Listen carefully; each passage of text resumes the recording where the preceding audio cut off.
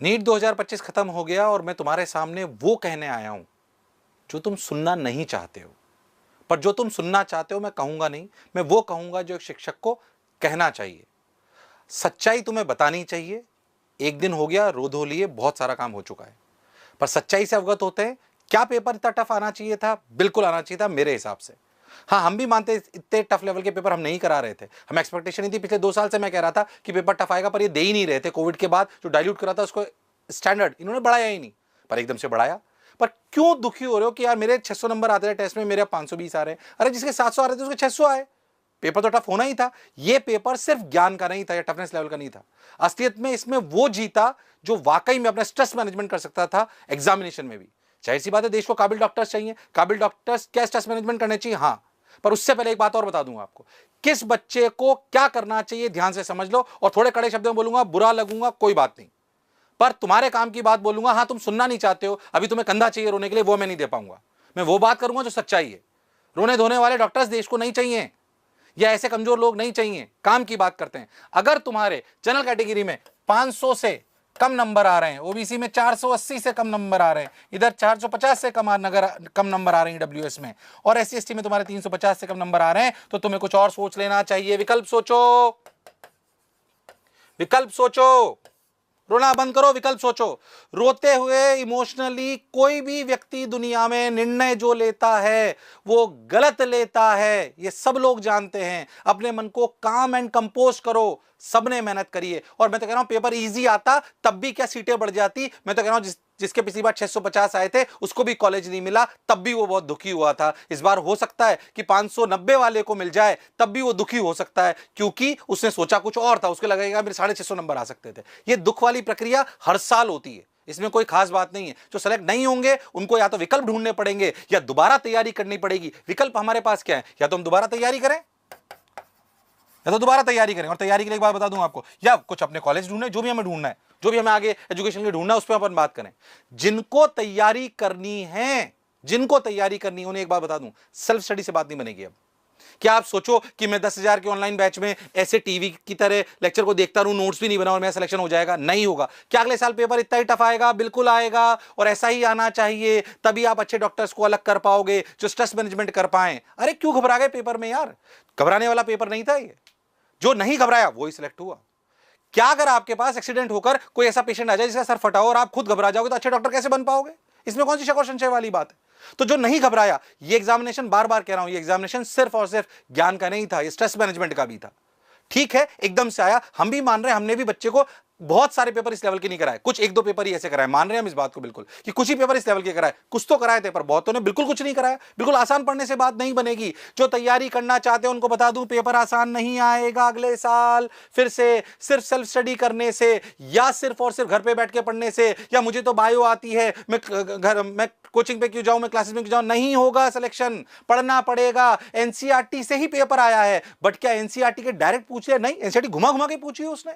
उससे आपको सवाल बनाने आना चाहिए, उससे कैसे कैसे सवाल बन सकते हैं वो आपको आना चाहिए। 2-2, 3-3 चैप्टर फिजिक्स में उन्होंने मिला लिए, बिल्कुल आएंगे 110%। और अगर आपको तैयारी नहीं करनी है तो भी दिमाग लगाइए, ऐसे नहीं कुछ भी सोच लिया।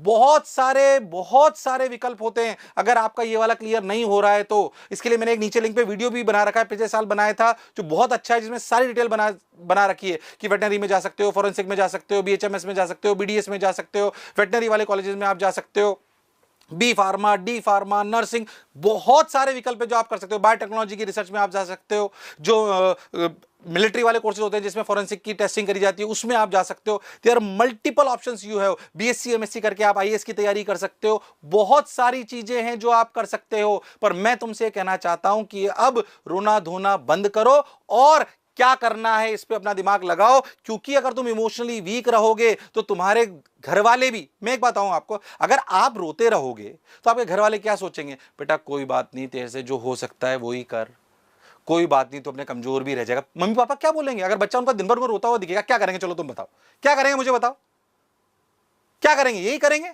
आज अगर मैं मम्मी पापा से पूरे टाइम दुखी होता क्या बैठा रहूं, नहीं यार मैं तो परेशान हो गया हूं, पता नहीं कितना काम है क्या है, तो मेरे को क्या बोलेंगे, यही बोलेंगे कि यार तू क्यों परेशान हो रहा है, कोई बात नहीं, हमने तो जो मिलेगा चल जाएगा काम। एक मैं बोलूं नहीं मैं लड़ूंगा, कोई बात नहीं, ये नहीं हुआ तो मैं कुछ और करूंगा, तो बोलेंगे बेटा हम तुम्हारे साथ हैं। वो जो तुम्हारी मनस्थिति है उसके हिसाब से वो तुम्हें निर्णय में सहायक बनेंगे। अगर तुम कमजोर नजर आओगे तो तुम्हारे लिए कमजोर निर्णय लेंगे, अगर तुम उनके लिए साहसी बच्चे की तरह दिखाई दोगे तो तुम्हारे लिए साहसी निर्णय लेंगे। तो तुम्हें साहसी निर्णय लेने चाहिए कि नहीं लेने चाहिए, बताओ मेरे को। कोई बात नहीं, एक जंग में हारे तो ऐसी कौन सी खास बात हो गई, बार बार इस बात को बोल रहा हूं। जब भी हम जंग लड़ते हैं तो या तो जीतते हैं या सीखते हैं, कोई बात नहीं इसमें नहीं जीते तो सीखे तो सही यार, ऐसी कौन सी खास बात हो गई। आपको लग रहा है हम जो यहाँ खड़े के सारी जंग जीतते हुए आए क्या, बहुत लोगों को लग सकता है रणवीर सर पता नहीं क्या क्या कर गए आज तक, पता नहीं कितनी उपलब्धि इनकी। मुझे पता है जितनी जंगें जीती होंगी उससे कम 20 गुना से ज्यादा जंगें हारी होंगी, वो तो किसी को याद ही नहीं है। पर मुझे पता है उस 20 जंग में हारने के बाद हम कितनी सारी जंग जीते हैं, क्योंकि उनसे हम सीखे थे। अरे बहुत सारी जगह आगे चले जाएंगे, अगर दोबारा तैयारी कर रहे होंगे तो इसी तरीके के पेपर के लिए तैयारी करेंगे, फोड़ के आएंगे, आसान आ जाए, टफ आ जाए, इजी आ जाए, किसी भी लेवल का पेपर आओ। जाहिर सी बात है अगले साल जब हम बच्चों को तैयारी कराएंगे तो टफ भी कराएंगे, इससे टफ पेपरों की भी तैयारी कराएंगे, इससे आसान की भी कराएंगे, इससे कमजोर की भी कराएंगे, सब तरह की तैयारी कराएंगे। मैं तो पैटर्न भी चेंज करके बताऊंगा पूरे असर्शन रीजन सारे के सारे। मैं सिर्फ आपसे बोलना चाह रहा हूं, और हो सकता है मैं आपको थोड़ा सा कड़क टीचर नजर आ रहा हूं। मुझे पता है कि बच्चे जो है आज की तारीख में सिर्फ सुनना चाहते हैं, कोई बात नहीं बेटा तेरा नहीं हुआ तो क्या हुआ, मैं तेरे साथ हूं। अरे साथ ऊपर मैं कमजोर बनाने के लिए नहीं हूं, मैं बार बार कहता हूं मैं 2 लीडरशिप पे बिलीव करता हूं। पहली लीडरशिप वो, पहला मेंटोर वो जो बच्चे को एहसास कराए कि मैं तुम्हारे लिए कुछ भी कर सकता हूं, कुछ भी कर सकता हूं मैं। ये बच्चे को ज्यादा अच्छा लगता है, मैं आपको सही बता रहा हूं। पर मैं वैसा मेंटोर बनना चाहता हूं जो बच्चे में एहसास करे कि वो खुद कुछ भी कर सकता है, क्योंकि यही बच्चे को आगे ले जाता है। मैं भी उन्हीं लोगों के लिए प्रेरणा को मानता हूं जो मुझे एहसास कराएं कि मैं कुछ भी कर सकता हूं। ये एहसास कराने वाले आपके पेरेंट्स भी हो सकते हैं, पर वास्तविकता में आप कैसा उनके सामने बिहेव कर रहे हो ना, ये निर्णय आप पर करता है। दिन भर रोते रहोगे कि मैं किसी लायक नहीं हूं, कुछ नहीं हूं, तो वो आपके लिए कमजोर निर्णय ही लेंगे जो आपको समझाने वाले हैं, चाहे आपके अध्यापक हो चाहे कुछ भी हो। आप उनसे बोलो कि हां मैंने इससे सीखा, अब मुझे आगे क्या करना चाहिए। कोई बात नहीं, एमबीबीएस कॉलेज मुझे इस साल नहीं मिल रहा तो क्या मैं दोबारा तैयारी करूं। निर्णय सोच समझ के लो। किसको निर्णय लेना चाहिए इसके लिए भी मैं एक वीडियो बनाऊंगा, सोच समझकर बताऊंगा आपको किसको लेना चाहिए किसको नहीं लेना चाहिए। बहुत सारे बच्चों को लोग तुम नहीं लो, जैसे जिस बच्चे को एक एग्जांपल लेता हूं, जिस बच्चे को 3 ड्रॉप से ज्यादा हो चुका है और उसने पूरी मेहनत करी थी इस साल भी और फिर भी उसका सिलेक्शन नहीं हुआ है, तो उसे नहीं लेना चाहिए ड्रॉप। और फिर भी जोश और जुनून है तो ड्रॉप ले, तो बीएससी के साथ कर भाई, तू बीएससी भी साथ में कर ताकि तेरा पूरा साल खराब नहीं हो। ऐसे थोड़ी किसी को बोल दिया 5वां ड्रॉप है तब भी तू लेता रहे यार। 5वां ड्रॉप अगर ले रहे हो, चौथा ड्रॉप अगर ले रहे हो और पूरी मेहनत के साथ ले रहे हो, तीसरा ड्रॉप अगर ले रहे हो, तो आपको बीएससी साथ में लेनी चाहिए ताकि आपका पूरा साल खराब ना हो। गलत राय नहीं देंगे हम आपको, शिक्षा से प्रेरित होगी, स्वार्थ से प्रेरित नहीं होगी। फिर से मैं आपको कह रहा हूं कि आपको आपके निर्णय लेने की क्षमता होनी चाहिए। कड़क आवाज में बोल रहा हूं, एक शिक्षक के रूप में बोल रहा हूं। आशा करता हूं तुम्हें मेरी ये बात समझ में आई होगी। तुम कोई निर्णय रो धोकर नहीं लोगे, भारी मन से निर्णय नहीं लेंगे। किसी ने खूब बात बोली है कि जब क्रोध आ रहा हो तो कुछ बोलना नहीं चाहिए, जब हम रोने धोने वाले डिप्रेशन वाले मूड में हो तो कोई निर्णय नहीं लेना चाहिए, और जब बहुत खुश हो तो किसी से वादा नहीं करना चाहिए। तुम इस बीच वाली स्टेज में हो, अभी इस बीच वाली स्टेज से पहले काम एंड कंपोज स्टेज पे आओ कि मुझे करना क्या। अगले 2 दिन ये सोचूंगा कि दोबारा तैयारी करनी है या कोई कॉलेज ढूंढना है। क्या करना है तुम्हें सोचना है कि कॉलेज में जाना है। अगर कॉलेज जाना है तो कौन कौन से में जा सकता हूं, बहुत सारा एक वीडियो बना रखा है उसमें देखो, और भी बहुत सारे दिख जाएंगे यूट्यूब पे, और उस पर रिसर्च करो भाई। एक दिन में तय नहीं करना है, महीना 1.5 महीने लगा दो कि मेरे लिए क्या बेस्ट है। मैं बीएचएमएस में जा सकता हूं, बीडीएस में जा सकता हूं, यूनानी में जा सकता हूं, वेटनरी में जा सकता हूं, मेरे को बी फार्मा करनी चाहिए, डी फार्मा करनी चाहिए, बायोटेक्नोलॉजी करनी चाहिए, बायोटेक्नोलॉजी की रिसर्च करनी चाहिए। क्या करना चाहिए ये आपको पता होना चाहिए। फिर मैं आपसे कह रहा हूं कि हो सकता है कि मैं आपको थोड़ा सा कड़क अध्यापक लगूं, पर विश्वास कह रहा हूं आपको कि सच्चाई की दवाई थोड़ी कड़वी होती है। सच्चाई की दवाई थोड़ी कड़वी होती है और मेरे को यही सही लगता है। जितने भी बच्चे मुझे सुन रहे हैं, घबराइए मत, डरिए मत। सिर्फ ये एक एग्जाम तय नहीं करता कि आप जीवन में सफल होंगे नहीं होंगे। अगर आपने डॉक्टर बनने के सपने को मानव सेवा से जोड़ के लिया था, विश्वास मानो मानव सेवा आपको कहीं ना कहीं जरूर लेके जाएगी, इस रास्ते से नहीं तो किसी और रास्ते से यार। अगर तुम सोचिए मिलिट्री के किसी रिसर्च ऑर्गेनाइजेशन में चले गए जहां पे तुम फॉरेंसिक रिसर्च कर रहे हो मेडिकल से जुड़कर, तो तुम कितनी सेवा उन लोगों की कर रहे होंगे, मिलिट्री वाले फोर्सेस की, जो हमारे देश के लिए बहुत काम किया। तुम देश के मानव सेवा के कैसे काम में होगे तुम्हें पता नहीं पड़ेगा। मन में भाव होना चाहिए अल्टीमेटली मुझे क्या अचीव करना है। जाहिर सी बात है मानव सेवा करना है, खुद की एक अस्तित्व बनाना है और अपने घर का भरण पोषण भी अच्छे से करना है। तीनों चीजें अचीव करनी थी ना डॉक्टर बनके, यही तो अचीव करना था कि हाँ समाज में मेरा सम्मान हो, हाँ मैं मानव सेवा कर सकूं ताकि मुझे खुद से अच्छी फीलिंग आए और मैं अपने परिवार का भरण पोषण अच्छे से कर पाऊं ताकि मेरी समाज में भी अच्छी परिस्थिति हो। ये तीनों चीजें क्या सिर्फ एमबीबीएस डॉक्टर को मिलती है, बहुत सारे लोगों को मिलती है। इसकी बहुत सारे ट्रैक हो सकते हैं, उस पर आपको ध्यान देना आना चाहिए। पर आज समय है काम एंड कंपोज होकर निर्णय लेने का। अगर ये बच्चे जितने भी जो मैंने बोले हैं ये है, निर्णय लीजिए, मेरी रिक्वेस्ट है निर्णय लीजिए। जो ये बच्चे इस कैटेगरी में, निर्णय लीजिए कि तैयारी करनी है या नहीं करनी है।